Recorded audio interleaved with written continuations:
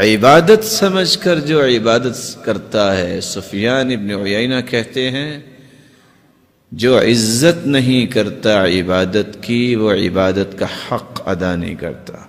وَمِن تَوْقِيرِ الصَّلَاةِ أَن تَأْتِيَهَا قَبْلَ الْإِقَامَةِ، اور نماز کی عزت و توقیر کیا ہے؟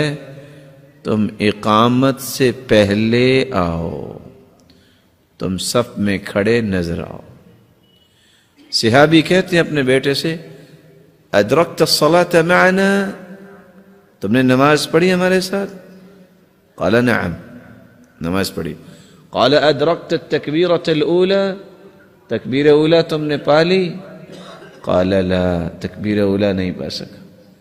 تو صحابی نے کیا کہا؟ لما فاتك منها خير من 100 ناقة كلها سود العيون، بیٹا اگر تم تکبیر اولا پا لیتے 100 اونٹنیاں جو سیاہ آنکھوں والی ہیں اس سے قیمتی یہ تکبیر اولا تھی۔ دوسرے لفظوں میں آپ کہہ سکتے ہیں یہ سرخ اونٹ، یہ اونٹنیاں اس وقت اتنی قیمتی تھیں، آج دنیا میں یہ سب سے مہنگی گاڑی ہے۔ اگر کسی کو 100 گاڑیاں مل جائیں رات کو سے نیند آئے گی؟ صحابہ کرام کا موقف کیا تھا؟ تکبیر اولا تمہیں مل جاتی تو 100 اونٹنیوں سے بھی زیادہ بہتر تھی۔ اس لیے رسول اللہ صلی اللہ علیہ وسلم نے صحابی کو حکم دیا، لا تترکن صلاة مکتوبہ وَإِن قُطِعْتَ أَوْ حُرِّقْتَ، تجھے کاٹ دیا جائے، تجھے جلا دیا جائے، فرض نماز نہ چھوڑنا، فرض نماز نہ چھوڑنا۔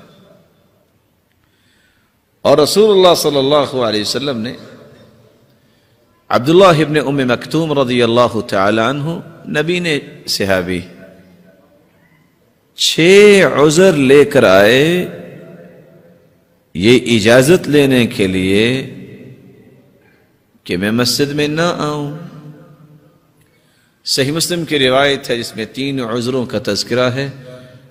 عبداللہ ابن ام مکتوم رضی اللہ تعالی عنہ تشریف لائے اور کہتے ہیں، یا رسول اللہ صلی اللہ علیہ وسلم، انی رجل ضریر البصر شاسع الدار وليس لي قائد يلاومني الى المسجد۔ اے سرتاج رسل، میں نبینا انسان ہوں، ایک عذر، میرا گھر مسجد سے دور ہے، 2 عذر، گھر سے مسجد تک کوئی لانے والا نہیں ہے، 3 عذر، وَهَلْ تَجِدُ لِي رُخْصَةً أَنْ أُصَلِّيَ فِي بَيْتِي، کہ میرے لیے اجازت نہیں ہے کہ میں گھر میں نماز پڑھ لیا کروں؟ قَالَ وَهَلْ تَسْمَعُ النِّدَاءَ، اذان سنتے ہو؟ قَالَ نَعَمْ، اذان تو سنتا ہوں، جھوٹ بولنا تو آپ نے سکھایا ہی نہیں۔ کہا پھر مسجد میں آ کے نماز پڑھو۔ 4تھا عذر لے کے پھر آ گئے، یا رسول اللہ صلی اللہ علیہ وسلم، ان بین بیتی و مسجدی نخلا و شجرا، میرے گھر اور مسجد کے درمیان درخت ہیں، جھاڑیاں ہیں، میں نبینا انسان رات کی تاریکی میں نکلوں کسی درخت اور جھاڑی سے الجھ جاؤں، کیا بنے گا؟ اجازت نہیں ہے۔ قال وهل تسمع النداء، اذان سنتے ہو؟ قال نعم، اذان تو سنتا ہوں۔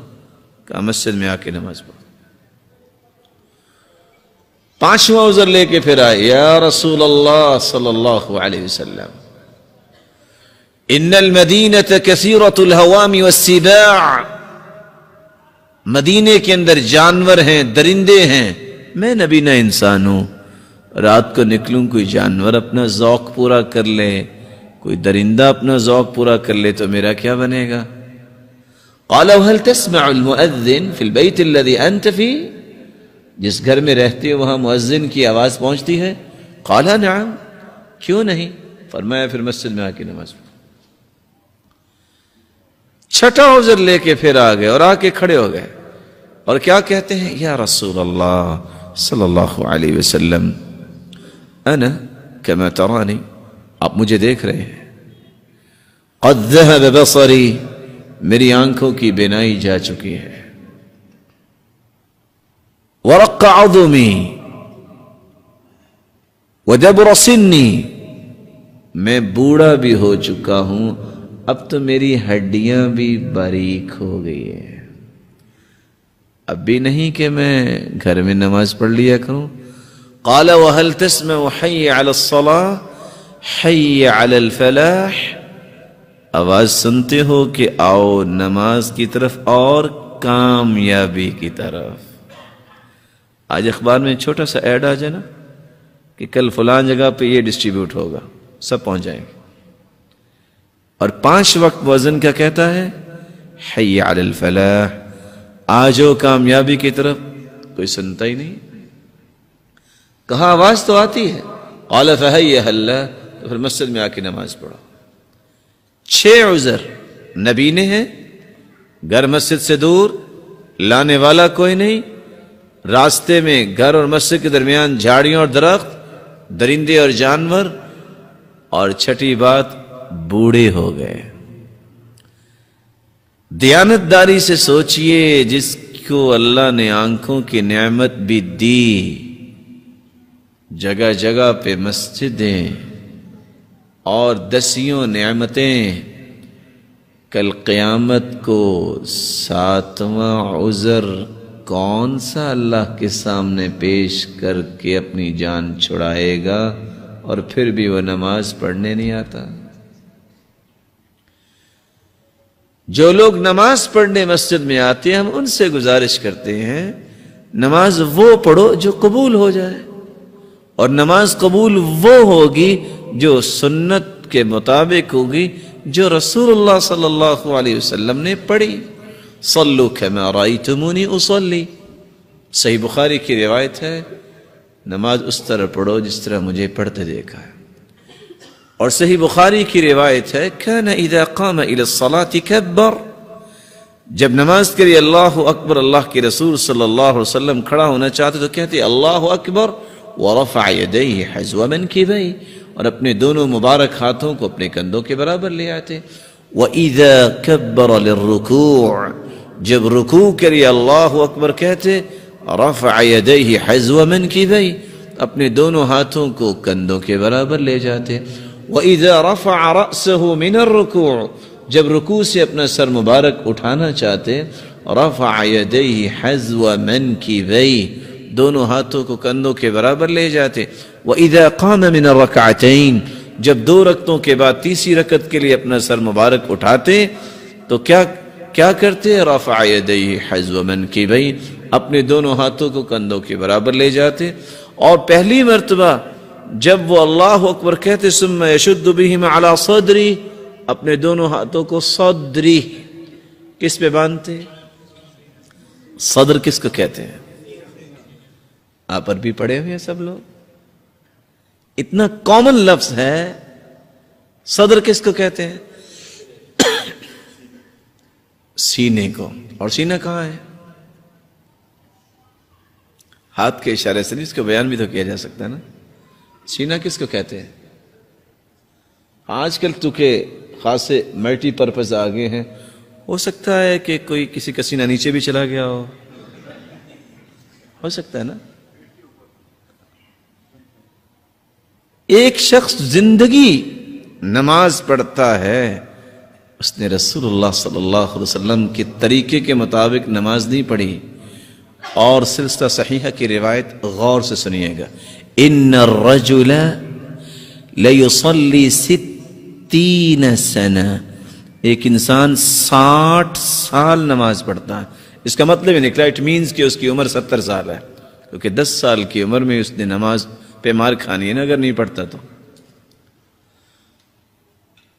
قیامت کا دن ہوگا، وَلَا يُقْبَلُ مِنْهُ صَلَاةٌ، 60 سال نماز پڑھی لیکن قیامت کے دن ایک بھی نماز اس کی قبول نہیں ہوگی۔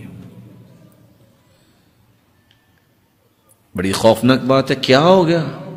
کیا اس نے وضو نہیں کیا؟ لا صلاۃ لمن لم یقرأ بفاتحۃ الکتاب، سورۃ الفاتحہ جو نہیں پڑھتا اس کی بھی نماز نہیں ہوتی. کیا اس نے سورۃ الفاتحہ نہیں پڑھی؟ کیا وہ نماز میں کھڑا ہو گیا اللہ کے علاوہ کسی اور کا نام لیا؟ نہیں. وہاں لفظ کیا ہے؟ لعلہ یتم الرکوع ولا یتم السجود ویتم السجود ولا یتم الرکوع.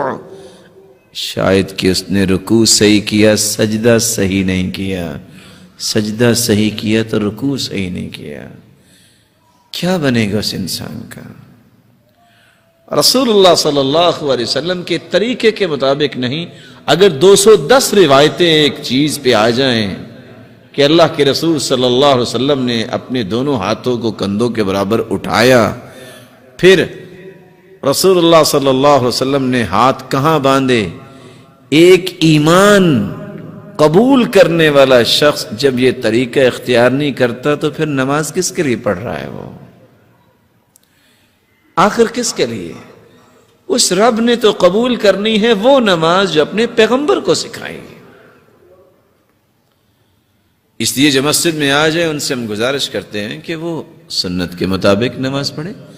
جو نہیں آئے ان کو مسجد میں لانے کی ہم گزارش کرتے ہیں.